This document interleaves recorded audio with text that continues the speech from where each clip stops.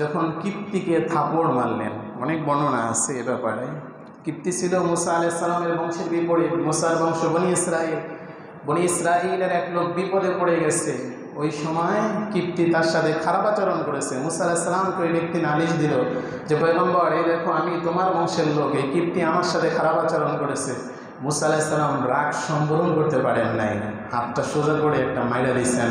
তাফসীর এরকম আছে, মুসার শরীরে 40 জন নওজওয়ানের শক্তি ছিল। সুবহানাল্লাহ। প্রত্যেক নবীর শরীরে ওই জমানার 40 জন নওজওয়ানের শক্তি আল্লাহ তাআলা দান করেন। আর আখিরি পয়গম্বর রাসূলুল্লাহ সাল্লাল্লাহু আলাইহি ওয়াসাল্লামের শরীরে আল্লাহ তাআলা বনি ইসরাইলের 40 জন নবীর সমান শক্তি আল্লাহ দান করেছেন। এরা ছিল অরিজিনাল নায়ক। মুসা আলাইহিস সালাম যখন থাপড় দিয়েছে, কোনো কোনো বর্ণনায় আছে কিপ্তির শরীর 27 টুকরা হয়ে চলে গেছে। এক থাপড়ের শরীর টুকরো টুকরো হয়ে গেছে। কি থাপড় মুসা আলাইহিস সালাম দিয়েছেন! তো কিপ্তি তো জায়গায় শেষ। ফেরাউন ঘোষণা করলো, মুসাকে যেখানে পাও ধরে নিয়ে আসো। মুসা আলাইহিস সালাম প্রতিশোধ পরায়ণ হন নাই, নম্র হয়ে বের হয়ে গেলেন। মুসা আলাইহিস সালাম মিশর থেকে সৌদি আরবের মাদায়েন শহরে চলে আসলেন। মুসা আলাইহিস সালাম যখন মাদায়েনে আসলেন, আল্লাহ তাআলা বলতেছেন, ওয়ালাম্মা ওয়ারাদা মাদিয়ান ওয়াজাদা আলাইহি উম্মাতান। মুসা আলাইহিস সালাম যখন মাদায়েনে আসলেন, মাদায়েনে এসে মুসা আলাইহিস সালাম দীর্ঘ রাস্তা হাঁটার কারণে ক্লান্ত হয়ে পড়লেন। মুসা আলাইহিস সালাম দূরে একটা গাছ দেখতে পেলেন, গাছের নিচে একটু ছায়ায় মুসা আলাইহিস সালাম আশ্রয় নিলেন, কিছুক্ষণ রেস্ট নিলেন, কিছুক্ষণ বিশ্রাম নিলেন ওখানে। মুসা আলাইহিস সালাম তাকিয়ে দেখলেন দূরে একটা কুয়া দেখা যায়, কূপ, পানির কুয়া।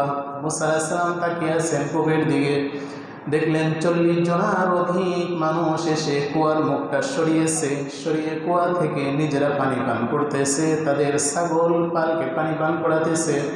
মুসা আলাইহিস সালাম দূর থেকে অবলোকন করতেছেন আর দেখতেছেন দুইটা মহিলা পাশে বসে আছে, ভিড়ের ভিতরে তারা যাইতেছে না। মুসা আলাইহিস সালাম দেখলেন তারা সবাই পানি পান করে কুয়ার মুখ বন্ধ করে চলে যায়। মহিলা দুইটা অসহায়ের মতো দাঁড়িয়ে আছে। মুসা আলাইহিস সালাম নরম দিল আরো নরম হয়ে গেল। মুসা আলাইহিস সালাম পর্দা রক্ষা করে আড়াল থেকে তাদেরকে জিজ্ঞাসা করলেন যে কি ব্যাপার, সবাই পানি নিয়ে চলে গেল, তোমরা দাঁড়িয়ে আছো? তারা বললেন, লম্বা চড়া কথা আছে, তারা বললেন যে আমরা আমাদের বাবার নাম হলো শুআইব আলাইহিস সালাম, তিনি পয়গম্বর, আর তার 2 মেয়ে আমরা, তার কোনো ছেলে নাই। তাহলে মেয়েরাও আল্লাহর রহমত, আলহামদুলিল্লাহ পড়ি আমরা।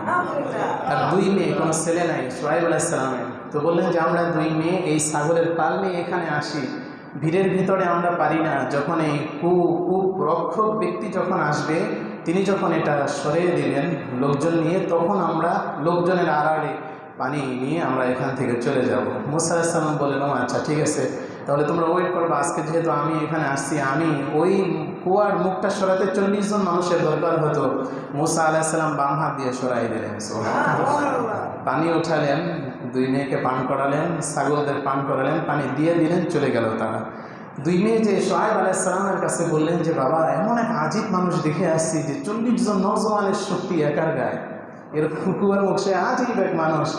তো শুআইব আলাইহিস সালাম বুঝতে পারলেন কোনো এক আশ্চর্য কিছু ঘটতেছে। শুআইব আলাইহিস সালাম তাদেরকে বললেন যে যাও, তোমরা একজন যে তাকে বলবা পর্দার আড়াল থেকে যে আপনাকে আমাদের বাবা আহ্বান করছেন, ডাকছেন। তাদের একজন আসলেন, ক্বালাত, মুসা আলাইহিস সালামকে উদ্দেশ্য করে বললেন, ইন্না আবী ইয়াদউকা, আমার বাবা আপনাকে ডেকেছে, যদি একটু আমাদের ঘরে আসেন। মুসা আলাইহিস সালাম বললেন ঠিক আছে। তাফসীরে কাবীরের বর্ণনা, মুসা আলাইহিস সালাম শুআইব আলাইহিস সালামের মেয়েকে বললেন যে আমি সামনে হাঁটবো, আপনি পিছনে হাঁটবেন, আমাকে আপনি রাস্তা দেখিয়ে দিবেন, কেননা কোনো পয়গম্বর কোনো মহিলার পিছনে হাঁটতে পারে না। সুবহানাল্লাহ। কিন্তু আমরা মহিলার পিছনে হাঁটে কিনা, অনেক কিছুই আমরা করি। কিন্তু কিতাবুল আদাব, ভাই আমি হাদিস থেকে বলতেছি, মিশকাত কিতাবুল আদাবের ভিতরেও হাদিস আছে। ইমাম বুখারী মুসলিম থেকে হাদিস নকল করা হয়েছে এখানে, যে রাস্তার আদব কি, রাস্তায় হাঁটারও একটা আদব আছে। আদব হলো 2 মহিলার মাঝখান দিয়ে কোনো পুরুষ হাঁটবে না, যদি হাঁটে তার মেধা কমে যাবে। হাদিসের আলোকে বললাম, অনেকগুলো হাদিস সমন্বয় এগুলো বলতে হয়। যদি আদব নিয়ে আমরা আলোচনা করি কোনো একদিন, সেদিন বলবো 2 মহিলার মাঝখান দিয়ে কোনো পুরুষ হাঁটবে না, এটা আদবের উপর খেলাপ। মহিলা যখন রাস্তা দিয়ে হাঁটবে, সে ডান পাশ দিয়ে হাঁটবে, সাইড করে হাঁটবে, রাস্তার মাঝখান দিয়ে কোনো মহিলা হাঁটবে না। রাস্তার মাঝখান দিয়ে মহিলা হাঁটলে কি হবে, সমস্যা হয়। তো এরপরে আমার কাছে আসে, হুজুর ফু দেন, আমি জিজ্ঞেস করি হাঁটছে কোন, রাস্তার মাঝখান দিয়ে তো হাইটে চলে গেছে। আমি বললাম এই কাজ আর করবেন না, ফু দিব কাজ হবে না, রাস্তার সার দিয়ে আজীবন হাঁটবে, ফু দিব কাজ করবে। বুঝলেন না আমার কথা? কোনো মহিলা ড্রেনের উপর দিয়ে হাঁটতে পারবে না, অনেকগুলো কথা আছে। তাহলে দেখেন, রাস্তার পাশ দিয়ে মহিলারা হাঁটবে, রাস্তার মাঝখান দিয়ে পুরুষ হাঁটবে, এটা হলো রাস্তার আদব।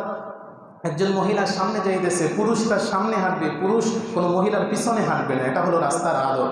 মুসা আলাইহিস সালাম তাকে বললেন যে তুমি পিছনে হাঁটো, আমি সামনে হাঁটবো, তুমি রাস্তা দেখাই দেবা, আমি তোমার বাসায় রাস্তা দেখাই দিলে আমি চলে যাব। এজন্য হাজরিন, আল্লাহ তাআলা আমাদেরকে এই যে মহিলাদের পিছনে না হাঁটার পতন আল্লাহ তাআলা তৌফিক দান করে। এগুলো আদব ভাই। তো যা হোক, আমি হাদিস থেকে বললাম। যা হোক, মুসা আলাইহিস সালাম তাকে বললেন তুমি আমাকে রাস্তা দেখাই দিও, আমি তোমার বাসায় চলে যাব।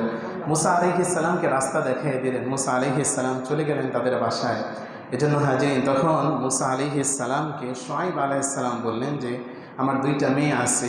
শুআয়ব আলাইহিস সালাম বললেন ক্বালা ইন্নী উরিদু আন উনকিহা, আমি আমার দুইটা মেয়ের একটা মেয়েকে আমি তোমার কাছে বিবাহ দিতে চাই। সুবহানাল্লাহ। মুসা আলাইহিস সালাম বললেন বাহ, মাত্র কুয়ার মুখ সরাইয়া মেয়ে পেয়ে গেলাম, আলহামদুলিল্লাহ, তো শুকরিয়া। তো বললেন যেহেতু তোমার কাছে কোনো সম্পদ নাই, তুমি খালি চলে আসছো, বিবাহ করতে তো মহল লাগে, লাগে কি লাগে না?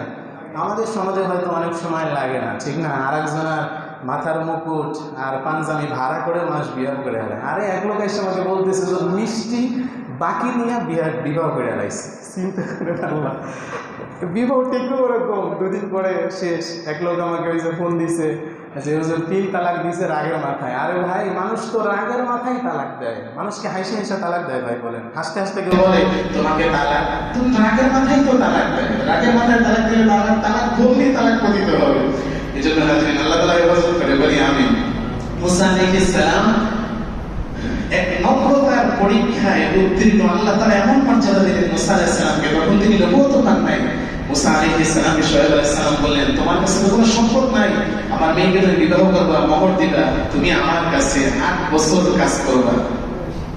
মুসা শুআয়ব আলাইহিস সালাম বললেন যে তোমার মহারণা হলো তাআজুরনি 8 হিজাজ, 8 বছর আমার ঘরে তুমি কাজ করবা, এটা হলো মোহর, বিনিময়ে একটা মেয়ে আমি তোমার কাছে বিবাহ দিয়ে দেব। সুবহানাল্লাহ।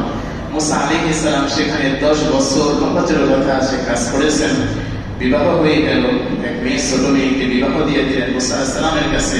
শুআয়ব আলাইহিস সালাম মুসা আলাইহিস সালামকে একটা লাঠি হাতিয়ে দিলেন, যে লাঠি আদম আলাইহিস সালাম জান্নাত থেকে নিয়ে আসছিলেন। সুবহানাল্লাহ। যে লাঠি ছাড়লে সাপ হয়ে যেত, সে লাঠি এখনো আছে।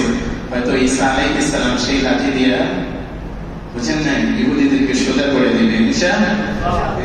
তো লম্বাচের কথা আছে, টপকে মিউজিয়ামে এখনো সে লাঠি রাখা আছে। কিন্তু মুসা আলাইহিস সালামের মুজিজা বন্ধ, সে লাঠি এখন আর কাজ করে না। হয়তো ঈসা আলাইহিস সালামের হাতে আসলে কিভাবে কাজ করবে আল্লাহ তাআলাই সেটা ভালো জানেন।